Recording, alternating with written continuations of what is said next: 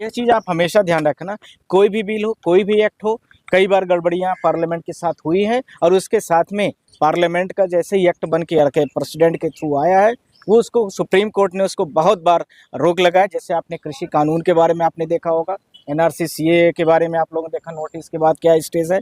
तो यह सोच लेना कि वक्फ बोर्ड एक्ट को ले आकर के प्रेसिडेंट ऑफ इंडिया ने जो भी गड़बड़ियाँ हुई होंगी एक्ट में या जो डिसीजंस के लेने में लीगलिटीज़ के रूप में, और जहाँ पर वायलेशन हो रहा होगा एक्ट का या लॉज का या फंडामेंटल राइट्स एंड ड्यूटीज़ का, जिसके बारे में हर पिटिशनर यही बोला है कि हमारे आर्टिकल से 21 से 19 से लेकर के 26 तक आप पढ़ लीजिए, 19 तक 29 तक, तो देखेंगे कंप्लीट तरीके से वायलेशन क्रमशः होता गया है।